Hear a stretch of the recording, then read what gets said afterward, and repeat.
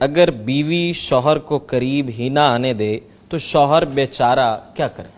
اللہ کہتا ہے میری نشانیوں میں سے یہ ہے کہ ہم نے میاں بیوی کا جوڑا بنایا ہے اور انسانوں میں سے تم دونوں کو جوڑ دیا ہے۔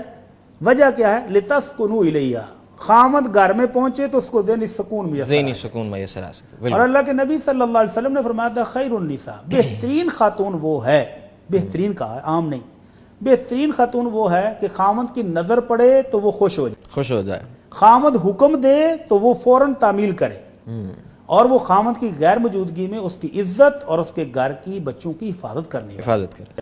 تو جو خاتون خامد گھر میں آئے اور وہ منہ بسورے بیٹھی ہو، یا وہ ٹینشن لے کے خامد آیا ہے نہیں آیا اس کو پرواہ نہ ہو، تو یہ اس گھر کے جو بنیادی مقصد تھا اس کو ختم کر رہی ہے۔ تو ان دونوں کے اکٹھے رہنے کا مقصد کیا ہے؟ وہ فوت ہو رہا ہے۔ اگر وہ محبت اور رحمت پیدا نہیں ہو سکی، اور اگر دونوں کو اکٹھے رہنے کے باوجود سکون نہیں مل رہا بلکہ اذیت محسوس کر رہے ہیں، تو اس کا مطلب یہ ناکام شادی ہے۔ ان کو کنسلٹنسی کی ضرورت ہے۔ دو بزرگ بیٹھیں، ان کی سنو، جو پرابلم ہے اس کو دور کریں اور ان کی محبت اور پیار کو واپس لوٹانے کی کوشش کریں۔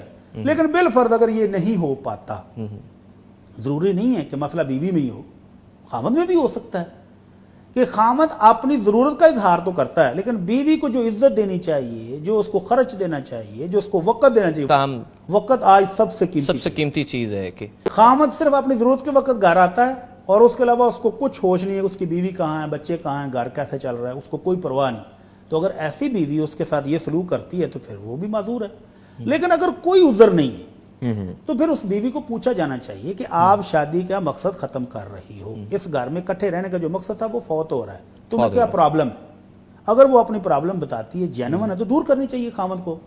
اور اگر پرابلم نہیں ہے، صرف دماغ میں کوئی وائرس ہے، تو پھر شریعت یہاں کہتی ہے کہ شادی کا جو سب سے بڑا مقصد تھا وہ ختم ہو گیا ہے، تو اب یہ خامد اس بیوی کو جدا کر سکتا ہے، طلاق بھی دے سکتا ہے۔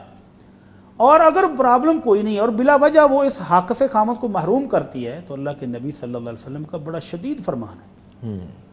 فرمایا جو شخص اپنی بیوی کو اپنی ضرورت پوری کرنے کے لیے بستر کی طرف بلاتا ہے اور بیوی نہیں آتی، فبات غضبان، تو خامد رات بھر اسی طرح غصے میں سویا رہتا ہے، تو فرشتے لعنت الملائکہ حتی تصبح، تو فرشتے اللہ کے اس عورت پر لعنتیں بھیجتے ہیں تک صبح ہو جائے۔ جب تک خامد کو راضی نہیں کرتی اس پر لعنتیں برستی رہتی ہیں۔ اور دوسرے فرمان میں آپ نے فرمایا کہ جنت کی حوریں اس عورت کو بد دعائیں دیتی ہیں۔ دنیا میں سونکڑوں کی برداشت نہیں ہوتی اور جنت کی حور بھی کہتی ہے قاتلک اللہ، اللہ تجھے تباہ کرے، لا تؤذی، اس خامد کو پریشان نہ کرو، انما هو دخیل عندک، یہ تو تیرے پاس چند دنوں کا مہمان ہے، یہ ہمارے پاس آنے والا ہے، اس کو پریشان اور دکھ نہ دو۔